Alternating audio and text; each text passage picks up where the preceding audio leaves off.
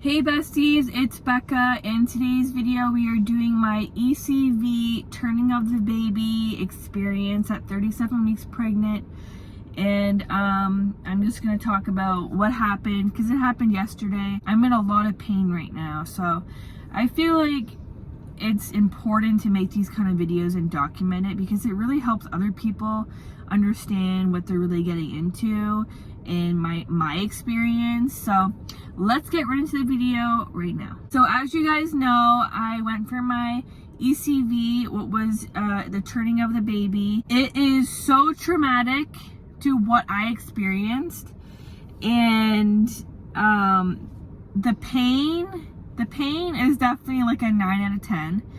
I have a baby that is in a frank breech position, which means that the baby's head is literally like right here, and he's straight up and down right now. I had my ECV in the morning at 8 a.m. and because of the whole pandemic, okay, even though there's no cases of COVID in Ontario right now, hardly, my husband was all prepared coming inside. He looked so cute. He had like a little like dress shirt on and everything. Like, he just looked so cute. And I was so stressed out because since I went for my last gynecologist appointment, I have been like preparing myself like mentally to go into this procedure because it's such a major procedure and there's lots of things that can go wrong. We get to the front desk to check in, and the lady says your partner can't come with you. So immediately you see the tears going down my face. Okay, I'm just so upset because I need someone to be there for me. And it's crazy how like the government system is making pregnant women go through this when like this is like a very traumatic event. Like, this isn't just me going to the hospital because I don't feel well. Like, this is a life that they are turning. Like, this is a big ordeal. There's lots of complications that can go wrong, and he's the father of the child. So I don't understand why the father isn't allowed but the mother is, because it's in me. Like, how does that make sense? So that was very upsetting to me. I had to go in there alone, and my husband just said, you know, just do what you can. If it's too painful, just say no. If you need to talk with me on the phone or anything, just, I'm right here. I end up going upstairs to the labor unit by myself with my makeup all down my face because I'm upset that my husband can't be there.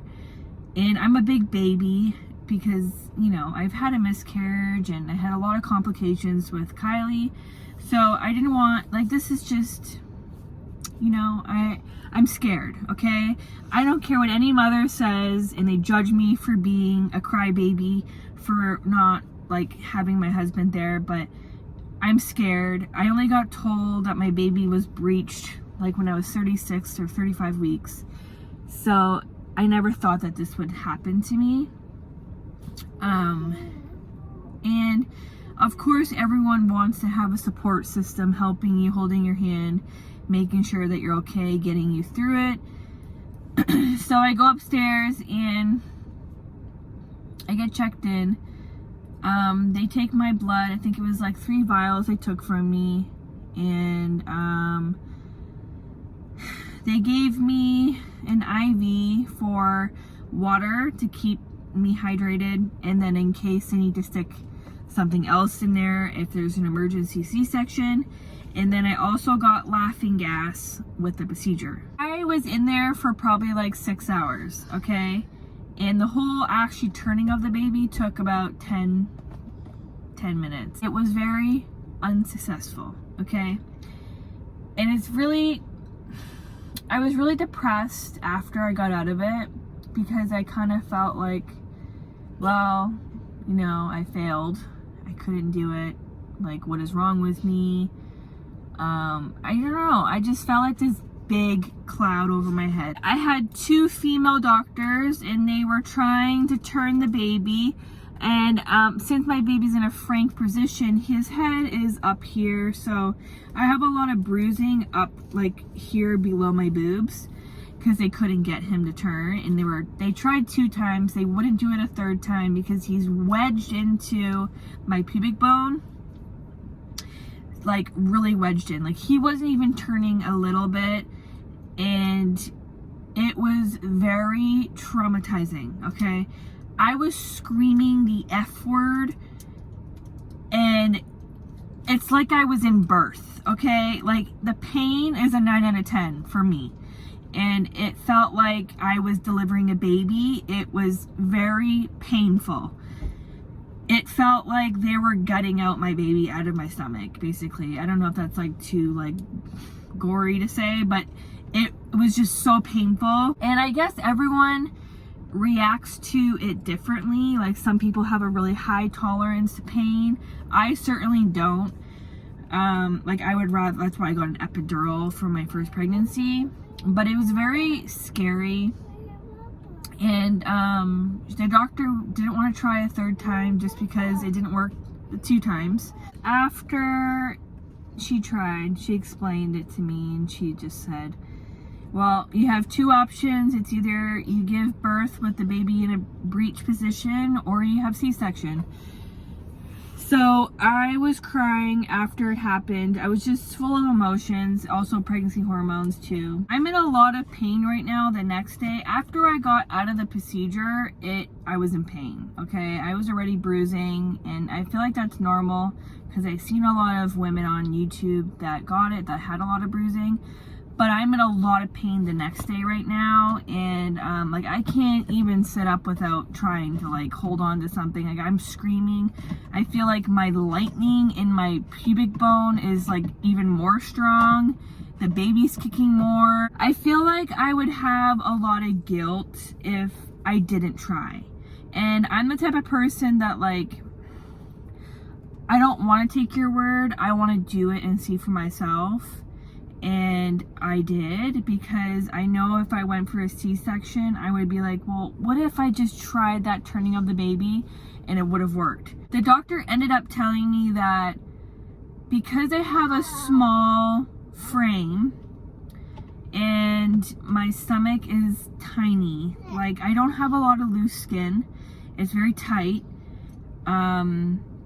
they said that that's probably why he's not turning, because there's not enough room. And he only weighs like 5.5 pounds, so he's really small right now.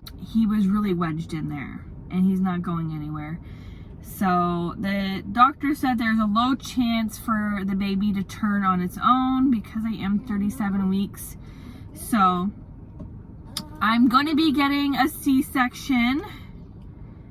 And it is booked for the 27th of June at 1 o'clock in the afternoon. So next week, I have an appointment with my gynecologist to sign all the paperwork on Wednesday and talk about the procedure and what am I expecting and stuff like that. And then that following Monday, I go in. I've been trying the spinning babies, and where I'm on a couch with my knees and then I'm on the floor with my elbows, so like you're bent over like a bridge almost. But I've tried that a couple times. It didn't do anything. I don't think he's gonna turn. I'm in a lot of pain with like the lightning and sleeping. I'm just, at this point, guys, I'm so uncomfortable. Everything hurts. I feel so much pressure. I did try to keep you guys updated, but after the procedure I was just so distraught and upset, and I didn't want to make a video because, you know, I was in pain after, and I'm in pain right now, but I'm out trying to get some things done. And I don't know, I mean, I feel like God does things for a reason. And this might be my last baby because I don't know if I can undergo another C-section if it's bad.